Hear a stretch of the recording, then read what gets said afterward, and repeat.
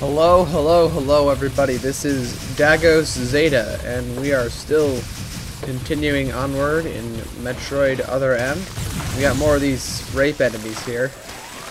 Whatever. These things are they're spikes, obviously, but they're quite simple to dodge. You just have to simply jump over them, and apparently, if you scan them, which I did in my practice run, they're apparently speed booster breakable.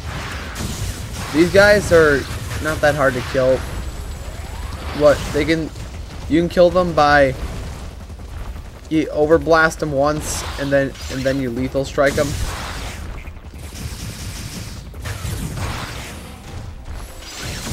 Which is oh so glorious. I don't know, and then here you got two of them, which also not very difficult. And actually this game, it seems to be a lot easier than I expect it to be. I don't know why, it just kind of is. Maybe it's because you seem to end up using that reflex dodge thing even when you're not trying to.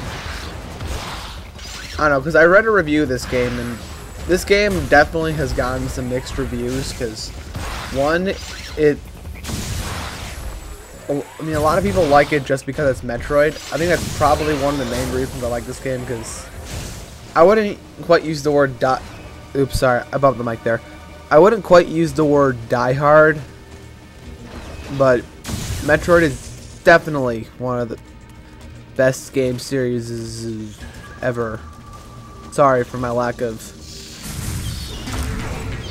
noun usage properly, I don't know. But I don't know, I'll play almost the only Metroid game I didn't like was probably Metroid Prime Hunters, mainly because that game, I don't know, the controls seemed awkward. Even like, I mean, shooters on the DS, I don't know, they're not very good. I can't really bring myself to like them. And I've played through two of them. I've played through Modern Warfare on the DS, and then I also played through Metroid Prime Hunters, as I said. But that game, plus the game itself wasn't that good either, because one, it seemed a lot easier than a bunch of other Metroid games. Like even with the looking around, you still seemed like everything was pretty easy to figure out. I don't really know why.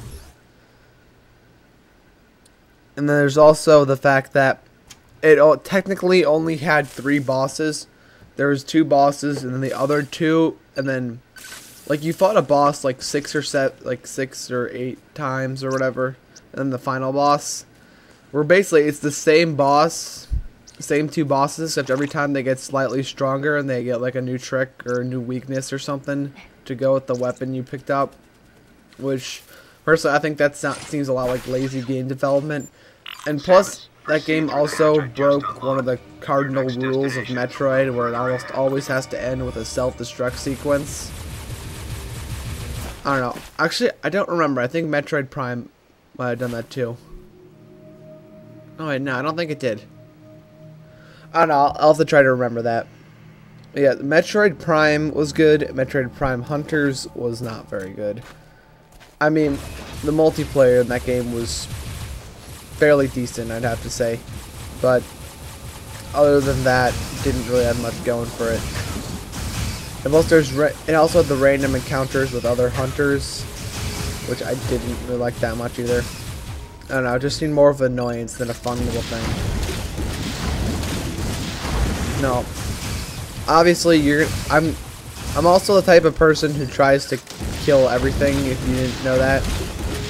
And whilst in this game, I don't really have to conserve missiles either. Which, alright, now there is an item in this room, alright? I'm going to show you how to get that, but first you have to turn on the walls. I don't know, that sounds kind of stupid. Sounds kind of stupid, but it's what you do. Because this game, it has like these holographic projectors where it shows the rest of the environment, but it's like hidden behind or in the walls or something, or I don't know. It's like the rest of the environment is actually a wall, and I believe you can't get this unless you turn on the wall thing, and that is our third missile tank. And once again, as I said, a lot of people hated this game, but also there's people who liked it. So I mean, I didn't finish my little rant about people liking or disliking this game. I don't know, but basically, this game, it's sort of, it definitely has a weird feature to it, which is totally unheard of in Metroid games, where you have to, well, not where you have to, it's where they have like actual storytelling. And I think some people also complained about the voice acting. I haven't really had much of a problem with it. I think Samus's voice really suits her, honestly. I forget who they said the voice actor was, but yeah. By the way, this little or big thing here is not very easy to notice. I mean, usually my strange thoughts of wanting to go everywhere kind of led me to think, hey man, I can go behind the waterfall. So I did, and here we are now. And once again, I overbombed it. I don't know how I ended up doing that. Ugh. This game, it's kind of hard to like, I guess, but if you really like Metroid, you can bring yourself to like it, I'd say. I mean, the controls aren't really as awkward as they seem. I know they'd seem that way, but I don't know. It's really hard to say.